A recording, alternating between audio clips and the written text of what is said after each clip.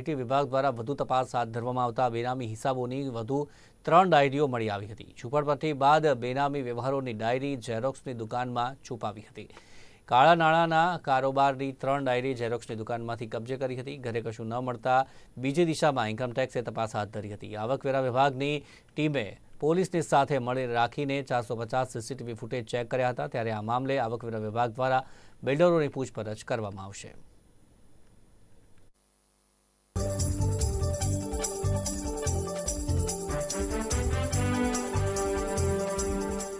Ladani group and association ઉપર પડેલા આઈટીના દરોડાનો વધુ એક ખુલાસો છે તે સામે આવ્યો છે। અગાઉ પણ જે છે તે હિસાબી ડાયરી છે તે મળી આવી હતી ને હવે રાજકોટની ઝેરોક્સની એક દુકાનમાંથી છે તે વધુ 2 ડાયરીઓ છે હિસાબની મળી આવી છે। હવે આ દિશામાં આઈટી વિભાગ દ્વારા છે તે તપાસ શરૂ કરવામાં આવી છે। આપણી સાથે ઝેરોક્સના દુકાનના માલિક છે, તેમની સાથે વાત કરશું।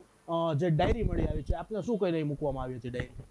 મારી જાણ બહાર હતું અને અહીંયા એ લોકોના માણસો અવારનવાર ઝેરોક્સ કરાવવા આવતા અને તેનું એકાઉન્ટ પણ અહીંયા ચાલુ છે ઝેરોક્સનું, છૂટક ઝેરોક્સ કરાવવા માટેનું। એ દરમિયાન તેના જે 2 માણસો હતા તે અહીંયા આવતા હતા અને અહીંયા પાછળથી જે આયકર વિભાગની ડાયરીઓ મળેલી છે તેની મને કોઈ જાણ નથી। આયકર વિભાગના અધિકારીઓ કોઈ અહીંયા આવ્યા હતા કે કેમ હતું? હા, અહીંયા આવી હતા। એમને શું અત્યારે આપણી સાથે કઈ પૂછતા સવાલ? નહીં, અહીંયા દુકાનની છાનવીન દરમિયાન એને 3 ડાયરી અહીંયાથી મળેલી હતી। અને હાલ તમને કોઈને જે ડાયરી શું હતી, કઈ રીતના હતી, કઈ અમને આઈડિયા નથી સર, એનું કારણ એકચ્યુઅલી અમારે તો એ વિષય જ નથી એટલા માટે।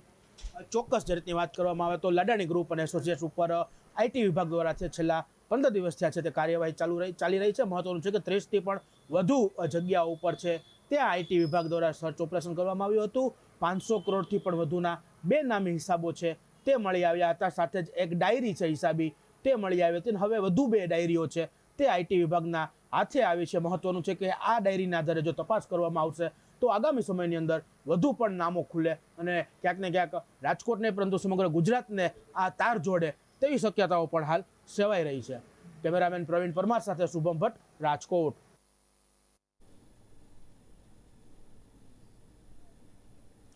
રાજકોટ